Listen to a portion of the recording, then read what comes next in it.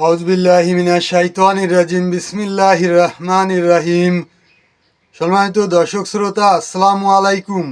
আশা করি মহান আল্লাহর ইচ্ছায় আপনারা সবাই ভালো আছেন। আলহামদুলিল্লাহ, আমিও ভালো আছি। আমি মোহাম্মদ জুয়েল মোল্লা, আমার ইউটিউব চ্যানেলের পক্ষ থেকে আপনাদের সবাইকে জানাই আন্তরিক শুভেচ্ছা, অভিনন্দন। আজ আমি আপনাদের সামনে একটা অত্যন্ত মূল্যবান এবং গুরুত্বপূর্ণ বিষয় আলোচনা নিয়ে উপস্থিত হয়েছি। আজকের আলোচনার বিষয়, আমরা বিএনপি পরিবার। আমরা শুরু থেকেই বিএনপির জন্ম যতদিন, আমরা বিএনপি ততদিন। দীর্ঘদিন যাবৎ জামাত ইসলাম আমাদের বন্ধু ছিলেন, এখন আমাদের প্রতিপক্ষ। আমরা বিএনপি এবং জামাত দুটো শক্তি, দেশপ্রেমিক দুই দলই একসময় আওয়ামী লীগের বিরুদ্ধে লড়াই করেছি, ইন্ডিয়ার বিরুদ্ধে লড়াই করেছি। এখন আওয়ামী লীগ মাঠে নেই, স্বৈরাচারী দল। এখন আমরা নিজেরাই নিজেদের প্রতিপক্ষ, কোনো সমস্যা নাই।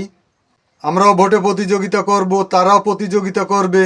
যারা বেশি আসন পাবে, বেশি ভোট পাবে, তারা সরকার গঠন করবে। যারা বেশি আসন পাবে তারা সেই দল থেকে প্রধানমন্ত্রী হবে এবং ইতিমধ্যে জাতীয় সরকারের একটা রূপরেখা জাতির সামনে প্রকাশ করা হয়েছে। সেই অনুযায়ী আমাদের প্রত্যাশা, আমরা মিলেমিশে একটা জাতীয় সরকার গঠন করব।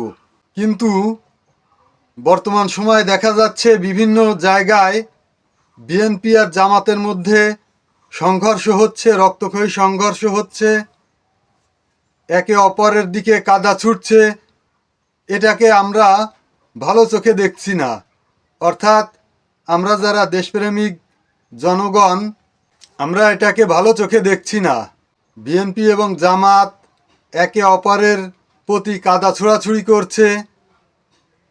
বিএনপি এবং জামাতের মধ্যে রক্তক্ষয়ী সংঘর্ষ হচ্ছে, মারামারি হচ্ছে। আমরা এটাকে ভালো চোখে দেখছি না। এবং যারা আমরা দেশপ্রেমিক সাধারণ জনগণ, এটা আমাদের কাছে অনাকাঙ্ক্ষিত। তবে সেই দিক দিয়ে চিন্তা করলে আমাদের বাগেরহাট এলাকাটা খুবই ভালো আছে। বিএনপি এবং জামাতের মধ্যে কোনো সংঘর্ষ নেই, কোনো কাদা ছোড়াছুড়ি নেই, কোনো ঝগড়া বিবাদ নেই।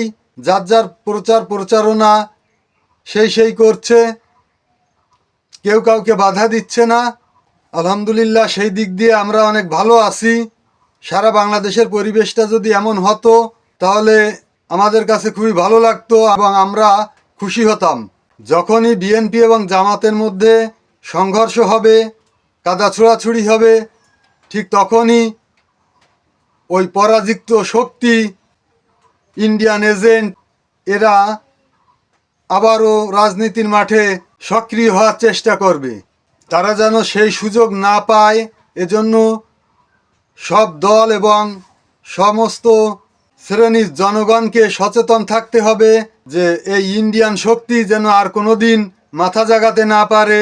বিএনপি এবং জামাতের মধ্যে যতই সংঘর্ষ হবে, যত কাদা ছোড়াছুড়ি হবে, ততই এই পরাজিত শক্তি, ইন্ডিয়ান শক্তি, এরা রাজনীতির মাঠে আবারও সক্রিয় হওয়ার জন্য চেষ্টা করবে। তারা যেন আর কোনো দিন, এই ইন্ডিয়ান শক্তি, পরাজিত শক্তি যেন আর কোনো দিন মাথা জাগাতে না পারে, সেজন্য সব দল এবং সকল শ্রেণীর জনগণকে দলমত নির্বিশেষে একসঙ্গে কাজ করতে হবে এবং সবাইকে সচেতন থাকতে হবে। অনেক জায়গায় দেখা যাচ্ছে যে কথাবার্তা, বডি ল্যাঙ্গুয়েজ, হাবভাব বোঝা যাচ্ছে যে আমাদের দলের মধ্যে কিছু ইন্ডিয়ান এজেন্ট আছে যারা চাচ্ছে যে বিএনপি এবং জামাতের মধ্যে সংঘর্ষ হোক এবং সেই ফাঁকে ওই পরাজিত শক্তি এগিয়ে যাক। যেমন কিছুদিন আগে আমি বিএনপি করি এবং আমরা বিএনপি পরিবার, তাই বলে যে অন্যায়কে সমর্থন করব তা কখনো করব না। আমার আপন ভাই হলেও আমি কখনো অন্যায়ের পক্ষে কথা বলবো না।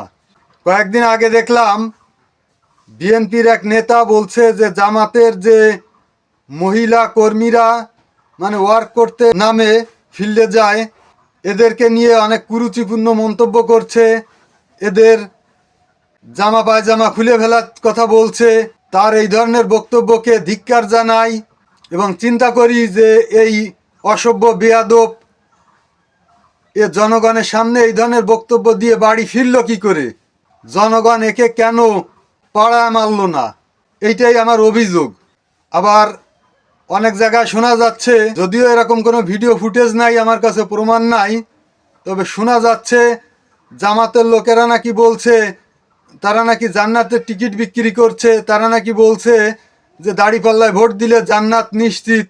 আমি এই ধরনের বক্তব্যকেও ধিক্কার জানাই এবং এর বিরোধিতা করছি। তার কারণ জান্নাত জাহান্নাম দুটোই আল্লাহর হাতে। তবে আমরা যদি কেউ জান্নাত আশা করি, সবাই জান্নাত আশা করি, জান্নাত আশা করতে হলে আমাদেরকে ভালো কাজ করতে হবে, নামাজ রোজা করতে হবে, আল্লাহর আদেশ নিষেধ মেনে চলতে হবে, হালাল রুজি ভক্ষণ করতে হবে। তারপরেও আমরা বলতে পারবো না যে কে জান্নাতে যাবে কে জাহান্নামে যাবে। তারা যদি এই ধরনের বক্তব্য দিয়ে থাকে, বলে থাকে, তাহলে অন্যায় করেছে, এটা শাস্তিযোগ্য অপরাধ। এর জন্য দেশে আইন আছে, তাদের বিরুদ্ধে যারা এই ধরনের কথা বলে আইনত ব্যবস্থা নেওয়া যেতে পারে। কিন্তু কোনো মহিলাকে নিয়ে এরকম কুরুচিকর মন্তব্য, এটাকে জনগণ কোনোদিনও মেনে নেবে না। সম্মানিত দর্শক শ্রোতা, এই ছিল আজকের আলোচনা। আমার আজকের এই ভিডিওটাকে আপনারা প্রচুর পরিমাণে শেয়ার করবেন এবং এই ধরনের ভিডিও নিত্য নতুন পেতে আমার চ্যানেলটাকে সাবস্ক্রাইব করবেন এবং অল বাটনে চাপ দিয়ে নোটিফিকেশন বাজিয়ে রাখবেন, যেন পরবর্তী ভিডিও ছাড়লেই আপনার কাছে পৌঁছায় যায়।